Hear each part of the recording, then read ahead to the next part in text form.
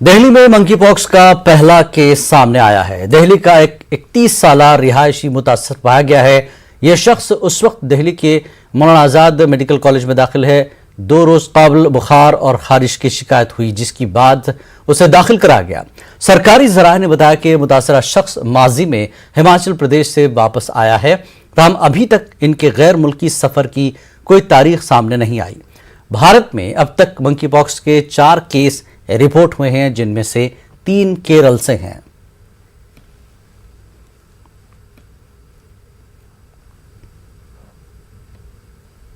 दिल्ली में monkey pox का पहला केस सामने आ गया है। ये जो व्यक्ति है ये 32 साल के हैं और ये पश्चिमी दिल्ली में रहते हैं और इनका कोई भी हिस्ट्री जो है वो विदेश यात्रा की नहीं है, लेकिन इनको स्किन लेजन की प्रॉब्लम हो रही थी, फीवर आ रहा था, ऐसे सिम्टम्स थे और अभी पुष्टि हो गई है। इनको मौलाना आजाद मेडिकल कॉलेज में जो है वो भर्ती कराया गया है। कल ही WHO ने अलर्ट किया था मंकी पॉक्स को लेकर, क्योंकि 3 केस पहले ही केरल थे और आज पहला केस दिल्ली में आ गया है। WHO भी जो है वो लगातार लोगों को सतर्क कर रहा है। तो अब तक दिल्ली में कोई केस नहीं था, पहली जो केस है उसने दस्तक दे दिया और कहीं ना कहीं मंकी पॉक्स को लेकर पहले ही WHO ने सतर्क कर दिया था। वहीं डॉक्टर्स का भी कहना था और इसको देखते हुए LNJP में भी 6 वार्ड का जो है वो बेड सेटअप किया गया है। तो तैयारी जो है वो स्वास्थ्य विभाग डॉक्टर्स ने कर ली है, क्योंकि WHO ने साफ करार कर दिया था, क्योंकि ये भी जो बीमारी है ये लोगों से लोगों में फैलती है और इसका अब तक जो है वो गंभीरता जो है वो देखी गई है। हालांकि इसका डेथ रेट इतना नहीं है, डेथ रेट अभी तक पाया नहीं गया है, लेकिन ये भी एक गंभीर बीमारी है और ये एक जन से दूसरे जन तक पहुंचती है। तो अभी के लिए चिंताएं सबकी बढ़ गई हैं, क्योंकि पहला केस जो है वो दिल्ली तक आ गया है, जो कि सबके लिए एक चिंता सामने ला रहा है। कैमरामैन प्रहलाद के साथ फराह खान, न्यूज़ 18 दिल्ली। गुज़श्ता 2 सालों में कोरोना वायरस ने दुनिया के बेशतर ममालिक में तबाही का मंजर पेश किया। कई ममालिक अब भी इस वायरस से निकलने की कोशिश कर रहे हैं। इसी बीच मंकी पॉक्स के बढ़ते हुए केसेस ने दुनिया भर में मजीद तशवीश पैदा कर दी है। दुनिया के कई ममालिक में मंकी पॉक्स के केसेस इन दिनों बहुत तेजी से बढ़ रहे हैं। आलमी इदारे सेहत ने कोरोना के बाद मंकी पॉक्स को आलमी हेल्थ इमरजेंसी करार दे दिया। इसके साथ ही WHO ने भी मंकी पॉक्स के हवाले से हाई अलर्ट जारी कर दिया है। इसका मतलब यह है कि WHO अब मंकी पॉक्स के फैलने को आलमी सेहत के लिए एक संगीन खतरे के तौर पर देख रहा है।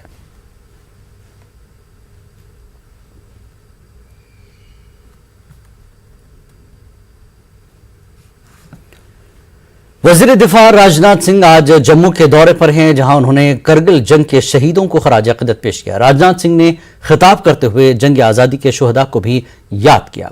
चंद्रशेखर आजाद और अशफाक उल्लाह खान का तस्करा किया। वहीं उन्होंने ब्रिगेडियर उस्मान को भी याद किया। आजादी की लड़ाई जो हम लड़ रहे थे, यही राष्ट्रीय स्वाभिमान की भावना थी कि चंद्रशेखर आजाद, सरदार भगत सिंह, खुदीराम बोस और अशफाक उल्लाह खान जैसे नौजवानों को हंसते हंसते फांसी के फंदे को चूम लेने की प्रेरणा दी।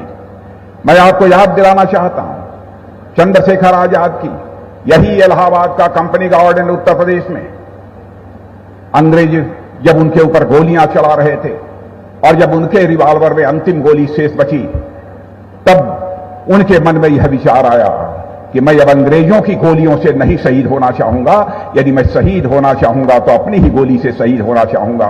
तो अपनी रिवॉल्वर की गोलियों से अपने अंग्रेज दुश्मनों को भूनते भूनते रिवॉल्वर की अंतिम गोली अपने सीने में दाग लेने का काम किया था, वह चंद्रशेखर आजाद ने किया था।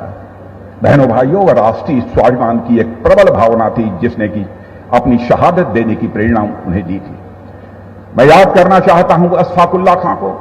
21 साल की जवानी थी, मां कहती थी, बेटा जवान हो गया है, शादी कर ले, बहू ला, मैं बूढ़ी हो गई हूं, मेरी देखभाल करेगी, मेरी परवरिश करेगी।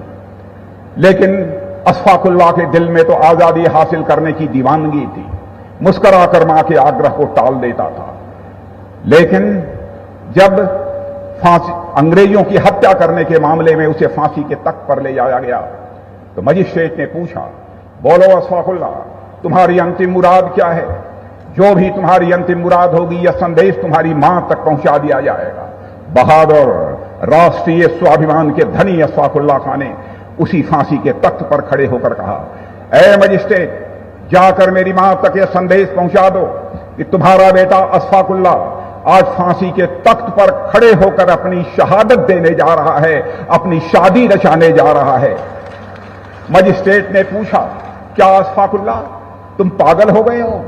फांसी के तख्त पर खड़े होकर? कहां है वह लड़की जिस लड़की के साथ फांसी के तख्त पर खड़े होकर तुम शादी रचाने जा रहे हो? अशफाकुल्ला ने कहा, ऐ मजिस्ट्रेट, क्या तुम अंधे हो गए हो? क्या तुझे दिखाई नहीं देता? यह फांसी का फंदा, यही वह हमारी महबूबा है जिसे आज मैं अपने गले से लगाने जा रहा हूं, जिसके साथ मैं शादी रचाने जा रहा हूं। और उन्होंने संकल्प लिया था, जब तक झंगड़ पर भारत का झंडा नहीं फहरा लूंगा तब तक मैं पलंग पर नहीं सोऊंगा। यह संकल्प लेने वाला भी कोई था तो ब्रिगेडियर उस्मान थे। बहनों भाई, यहीं पर मुझे याद आ जाती है महाराणा प्रताप की। महाराणा प्रताप ने भी यह संकल्प लिया था कि जब तक मेवाड़ को मैं आजादी नहीं दिला लूंगा तब तक मैं पलंग के ऊपर नहीं सोऊंगा। वैसा ही संकल्प ब्रिगेडियर उस्मान ने भी लिया, जब तक झंगड़ के ऊपर भारत का झंडा नहीं फहरा लूंगा तब तक मैं पलंग पर मैं नहीं सोऊंगा। यह ब्रिगेडियर उस्मान का यह संकल्प। अग्निपथ स्कीम पर राहुल गांधी ने ट्वीट करते हुए वजीर आजम नरेंद्र मोदी पर निशाना साधा। उन्होंने कहा कि हर साल 60,000 फौजी रिटायर होते हैं, जिनमें से सिर्फ 3,000 को सरकारी नौकरी मिल रही है। 4 साल कॉन्ट्रैक्ट पर रिटायर होने वाले हजारों अग्निवीरों का मुस्तकबिल क्या होगा? वजीर आजम की इस स्कीम से मुल्क की सलामती और नौजवानों का मुस्तकबिल दोनों खतरे में पड़ गए हैं। अग्निवीर सैनिक तक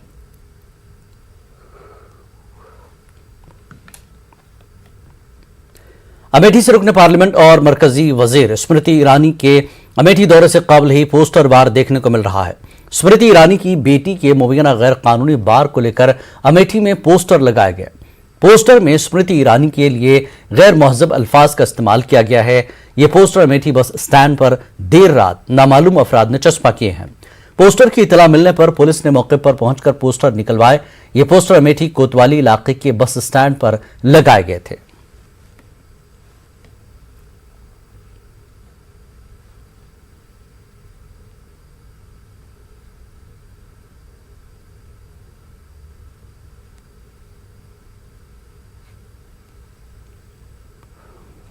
दिल्ली के वज़ीर आला अरविंद केजरीवाल ने कहा है कि दिल्ली को वो फूड कैपिटल इंडिया बनाने की तरफ काम करेंगे। जितने भी दिल्ली में फूड हब्स हैं उन्हें और बेहतर बनाया जाएगा। फिलहाल 2 हब्स को मुंतखब किया गया है।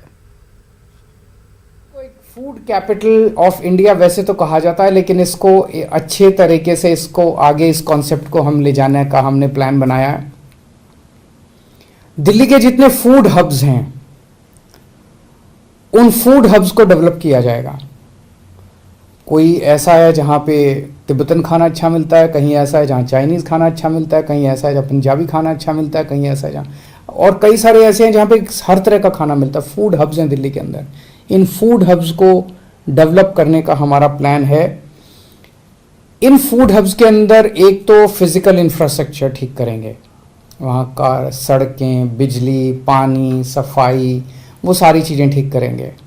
दूसरा, उस फूड हब के अंदर फूड सेफ्टी का हम पूरा इंतजाम करेंगे, ताकि जो फूड सेफ्टी और हाइजीन की जो गाइडलाइंस हैं उनको सभी लोग फॉलो करें। इसका सख्ती के साथ इम्प्लीमेंटेशन किया जाएगा। ये 2 फूड हब्स पहले फेज़ के लिए आइडेंटिफाई किए गए हैं, मजनू का टीला और दूसरा है चांदनी चौक। चांदनी चौक में आसपास काफ़ी ऐसा है जो कि फूड हब वहाँ पे बनाया जाएगा। अब हम एक डिज़ाइन कंपटीशन करवाएंगे जिसमें देश की सबसे मशहूर आर्किटेक्चर फर्म्स को इनवाइट किया जाएगा कि आप अपना डिज़ाइन दीजिए कि इन दोनों मार्केट्स को कैसे डेवलप किया जाए।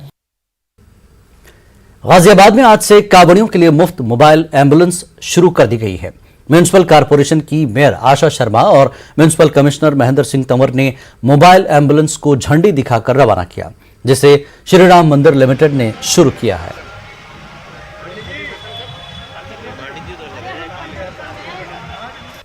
कांवड़ियों की व्यवस्था के लिए गाजियाबाद नगर निगम ने एक विशाल शिविर लगाया गया है और आज फ्री एम्बुलेंस की व्यवस्था भी की है। बात करते हैं गाजियाबाद की मेयर आशा शर्मा जी से। मेयर मैम, किस तरह आज इसका किया गया व्यवस्था रहेगी इस एम्बुलेंस में? देखिए, 2 साल उपरांत आज गाजियाबाद में जो शिव भक्तों की रौनक देख रही है, ये अपने आप में अद्भुत नज़ारा है। और हमारे नगर निगम ने एक बहुत बड़ा, जो हमेशा आयोजन करते थे, शिविर का आयोजन करा है, लेकिन उससे भी बड़ा पुनीत और एक पावन काम कर रहा है श्री राम मंदिर कावड़ समिति के जो लोग हैं। उन्होंने अपनी एक मोबाइल वैन हमको फ्री ऑफ कॉस्ट, उसमें डॉक्टर भी है, उसमें दवाइयाँ भी हैं, उसमें सिलेंडर भी, everything is included this mobile van. सारी चीज़ों को करके आज उनके माध्यम से यहाँ हमें शिविर में उन्होंने मोबाइल ये वैन दी है, क्योंकि कावड़ के शिविर तो गाजियाबाद में बहुत लगे हुए हैं, लेकिन कहीं ना कहीं अभी मैं देख रही थी कांवड़िया शिव भक्त आते हैं, किसी के पैरों में छाले पड़े हुए हैं, कोई पट्टी बांध के चल रहा है, तो कहीं ना कहीं उनको दवाई की भी आवश्यकता होती है। ऐसे पुनीत काम के लिए मैं मंदिर समिति के लोगों को, इन्होंने नगर निगम के माध्यम से फ्री ऑफ कॉस्ट ये वैन दी है। और केवल कावड़ के ही समय में नहीं, पूरा टाइम, हमेशा के लिए इन्होंने ये मोबाइल वैन हमको दी है कि ये पूरे टाइम सड़कों पर, गाजियाबाद की सड़कों पर दौड़ेगी और जिनको आवश्यकता है जैसी भी, उसको दवाई, डॉक्टर, सब चीज़ उपलब्ध करेगा। धन्यवाद। बात करते हैं गाजियाबाद नगर आयुक्त तो महेंद्र सिंह तंवर से। सर, एक विशाल शिविर भी यहाँ पर लगाया गया है और आज एम्बुलेंस की सुविधा भी दी गई है। किस तरह नगर निगम गाजियाबाद कावड़ियों की सुविधा के लिए प्रबंध कर रहे हैं? देखिए, पहले तो जिला प्रशासन और पुलिस प्रशासन के साथ मिलकर हम लोग काफ़ी कोऑर्डिनेटेड एफर्ट लगा के, चाहे लाइट की व्यवस्था हो, चाहे उद्यान की व्यवस्था हो, जो रास्ते में पेड़ वगैरह टहनियाँ आती हैं, कावड़ उनके हाइट जो है लंबी होती है, चाहे साफ़ सफाई की बात हो, चाहे पेयजल की बात हो, इन सब में हम लोग अपना काम कर ही रहे हैं। इसके साथ साथ में नगर निगम ने अपना भी एक जो शिविर है वो यहाँ पे साईं ओपन में लगाया हुआ है। इसमें भी आप देखेंगे व्यवस्थाओं को, और काफ़ी सारी जो काफ़ी हमारे कावड़ यात्री जो हैं, हमारे जो भक्त हैं यहाँ पे आते हैं और उनको भी फीडबैक हम लोग लेते रहते हैं, तो सबको हमारी जो व्यवस्थाएं हैं वो अच्छी लग रही हैं। और इसके साथ में आज उसी कड़ी में हमारे माननीय पार्षद जी के माध्यम से आज माननीय महापौर जी ने एक एम्बुलेंस का भी उद्घाटन यहाँ से किया है। ये बिल्कुल नई एम्बुलेंस श्री राम मंदिर समिति के माध्यम से शहर में उतारी गई है, जो जब तक शिवरात्रि है हमारी 2 या 3 दिन आगे जो कावड़ियों को इसकी आवश्यकता पड़ेगी, उसमें ये काम करेंगे। उसके बाद भी ये आम जनमानस के लिए उपलब्ध रहेगी। मुझे लगता है कि जब इस प्रकार के कोऑर्डिनेटेड एफर्ट्स समन्वय बना के होते हैं तो शहर को लाभ होता है उसका। तो कावड़ियों को किसी प्रकार की समस्या न हो, गाजियाबाद नगर निगम प्रशासन लगातार कावड़ियों के लिए व्यवस्था कर रहा है। और आप देख सकते हैं एक विशाल शिविर भी आज यहाँ पर लगाया गया था। और आज ये जो निःशुल्क एम्बुलेंस की बात करें कावड़ियों की व्यवस्था के लिए, तो वो उसका भी उद्घाटन किया गया है। रोहित सिंह, न्यूज़ 18 गाजियाबाद। यहां रुकेंगे एक ब्रेक के लिए, ब्रेक के बाद जल्द हाजिर होते हैं। खबरनामे में एक बार फिर आपका खैर मकदम है। मध्य प्रदेश में मुसलसल बारिश से जहां नदियों में तुगयानी की सूरत है, वहीं नशीबी इलाकों में पानी भरने से मामूलात जिंदगी मुतासर हो गई है। सूबे के 1 दर्जन से ज्यादा मकामात पर महकमा मौसमियात ने जहां भारी बारिश का अलर्ट जारी किया है, वहीं ओमकारेश्वर डैम के 6 गेट, सतपुड़ा डैम के 14 गेट और राजधानी भोपाल के बदबदा डैम के 2 गेट खोलकर इजाफी पानी को बाहर निकाला जा रहा है। महकमा मौसमियात ने सूबे के शहडोल, सागर, नर्मदापुरम, भोपाल, चंबल, ग्वालियर डिवीजन में मूसलाधार बारिश का अलर्ट जारी किया है।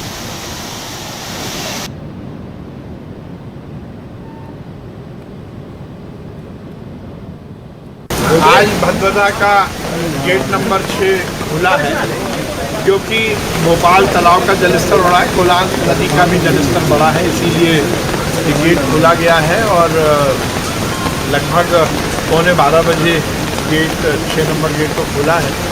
अभी की स्थिति के हिसाब से एक ही गेट खुलेगा, आगे जो भी परिस्थितियाँ रहेंगी उस हिसाब से नगर निगम प्रशासन करेगा।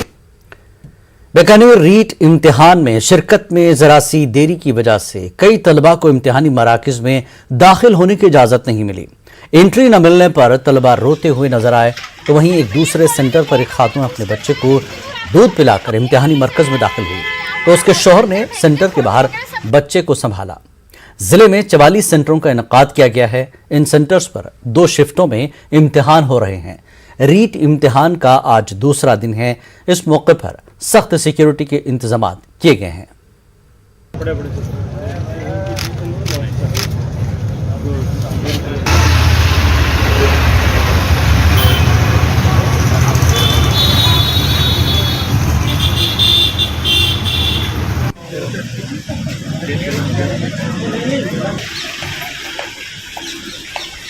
अरे भैया कॉलेज लेट हो गए, कुछ कर आपको पता नहीं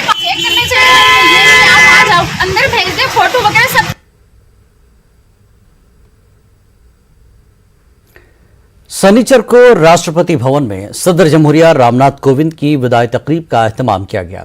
विदाई तकरीब में सदर जमहूरिया रामनाथ कोविंद ने बाबा कौम महात्मा गांधी को याद करते हुए आवाम को खास पैगाम दिया।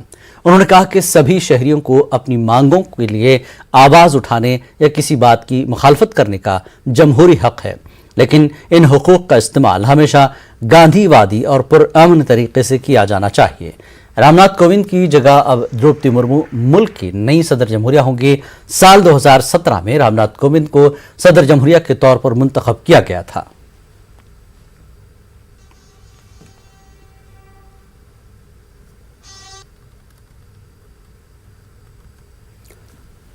अखिलेश यादव का इत्तेहाद बिखर चुका है। शिवपाल यादव के साथ ही अखिलेश और राजभर के बीच भी गठबंधन खत्म हो गया। दरअसल समाजवादी पार्टी ने ओपी राजभर को खत लिखकर कहा कि जहां आपको इज्जत मिले वहां जा सकते हैं, जिसके बाद अखिलेश पर पलटवार करते हुए राजभर ने कहा कि उनका दिया हुआ तलाक हमें मंजूर है। साथ ही उन्होंने कहा कि 2024 में सब साफ हो जाएगा। तो दे दिए तलाक, हम कबूल कर लिए तलाक। मैं वहां नजदीक जाकर के समाजवादी पार्टी के साथ नजदीक जाकर के देख लिया कि वहां अति पिछड़े, अति दलित, अल्पसंख्यक की लड़ाई अगर जो लड़ेगा उसका वही हाल होगा जो ओम प्रकाश राजभर के साथ हुआ है।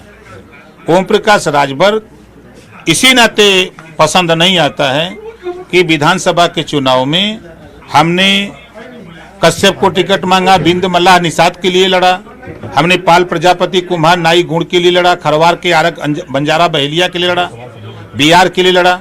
हम वहाँ जो दलित जातियां जिनको राजनीति से अछूता रखा गया है उनके लिए वहाँ लड़ा। उन्होंने हमारी बात को इग्नोर किया कि इन सब जातियों के विषय में बात न करो, हम जो कर रहे हैं वो सही है। हम के नहीं, आप गलत कर रहे हैं। 58 सीटों पर हमारी उनकी डिस्कस हुई कमरे में, 55 सीटों पर डिस्कस हुई, कहीं आगे देंगे, फिर तीसरे चरण में नहीं दिया। तो भाई जब आप वोट उनको हिस्सेदारी, राजनीतिक भागीदारी नहीं दे रहे हैं तो फिर वो कैसे रहेगा आपके साथ? क्या इसकी वजह, जो अखिलेश यादव ने जो पत्र लिखा, इसकी वजह ये तो नहीं कि भारतीय जनता पार्टी से आपकी नजदीकियों के आरोप लग रहे थे? जिस तरीके से द्रौपदी मुर्मू का आपने समर्थन किया, 22 लड़ी की सुरक्षा मिली। आप जाके अखिलेश जी से पूछो कि राष्ट्रपति के चुनाव में वोट क्यों नहीं मांगा, प्रेस वार्ता में क्यों नहीं बुलाया? आप गए थे तो प्रेस वार्ता में क्यों नहीं पूछे? किस आधार पे राजभर का वोट लोगे आप? हिम्मत थी आपकी? नहीं बोल सकते। उस समय पूछना चाहिए कि राजभर के वोट कैसे लोगे आप? कल आप सवाल खड़ा करोगे कि बीजेपी को वोट दे दिए। आप वोट मांगोगे नहीं, प्रत्याशी वोट मांगेगा नहीं, और उम्मीद करेगा वोट का। और उधर प्रत्याशी वोट मांग रहा है, सारे लोग वोट मांग रहे हैं, आप मांगोगे नहीं, कैसे वोट देगा आपको? हजरत ख्वाजा गरीब नवाज रहमतुल्लाह अलैह की दरगाह पर लाखों ज़ायरीन आते हैं। ऐसे में कई ज़ायरीन के पैरों में तकलीफ होती है।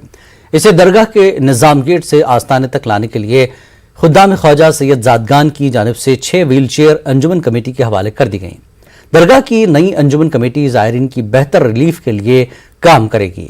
दरगाह अंजुमन के सेक्रेटरी सैयद सरवर चिश्ती ने कहा कि अंजुमन के नौजवान बरादरी ने ज़ायरीन की सहूलत के लिए बेहतर काम किया है। हमारे नौजवान कौम है, नौजवान कौम अंजुमन, ये खुद्दाम ख्वाजा सैयद ज़ादगान, इन्होंने अपनी तंजीम अंजुमन सैयद ज़ादगान खुद्दाम ख्वाजा को 6 व्हील चेयर डोनेट किए ज़ायरीनों की सुविधा के लिए। और इंशाल्लाह हम और ये सब मिलकर, तमाम खुद्दाम कौम 2000 मिलकर अंजुमन के साथ काम करेंगे, दरगाह शिप में डिसिप्लिन कायम करेंगे। ये अंजुमन सिर्फ 21 लोगों की नहीं है जो चुन के आए, ये अंजुमन उन सब की है जो अंजुमन इलेक्शन लिस्ट में। हम सब मिलके ही इस दरगाह शिप के लिए, ज़ायरीन के लिए और कौम के लिए काम कर सकते हैं, और इनके तामुन के बिना हमारा गुजारा नहीं है। जब तक पूरी कौम साथ नहीं होगी हम कोई काम अंजाम नहीं दे सकते। और हमें खुशी है कि ये नौजवानों में जज्बा है, दरगाह का भी, कौम का भी, और ज़ायरीनों के लिए अच्छे काम करने का। नीरज चोपड़ा अमेरिका के उज्जैन में आलमी एथलेटिक्स चैंपियनशिप के जेवलिन थ्रो इवेंट में गोल्ड मेडल से महरूम हो गए हैं। उन्होंने 88.13 मीटर जेवलिन थ्रो के साथ चांदी का तमगा जीता। एंडरसन पीटर्स पहले नंबर पर रहे, जिन्होंने एक तरफा कारकर्दगी का मुजाहरा किया। उन्होंने अपनी पहली 2 कोशिशों में 90 मीटर के पार भाला फेंका। नीरज ने यहां फॉल थ्रो के साथ शुरुआत की और दूसरी कोशिश में 82.39 मीटर स्कोर किया। वो फाइनल में काफी पीछे चल रहे थे। इसके बाद वो तीसरी कोशिश में 86.37 मीटर फेंककर चौथे नंबर पर आए और फिर चौथी कोशिश में 88.13 मीटर फेंककर दूसरे नंबर पर रहे।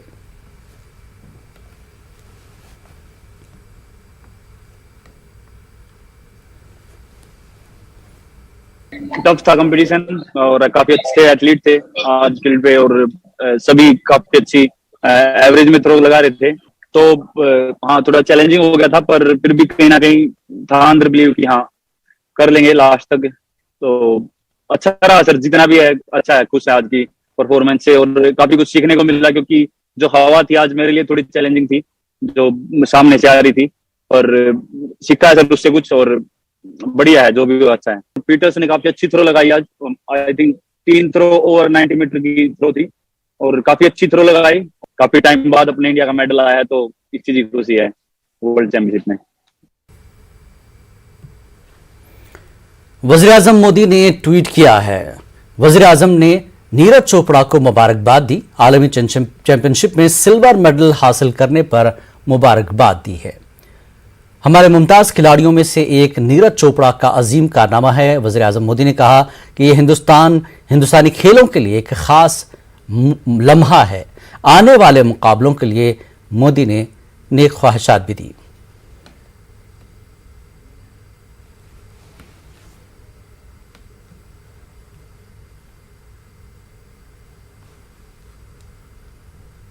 खबरनामे में फिलहाल इतना ही। आदाब।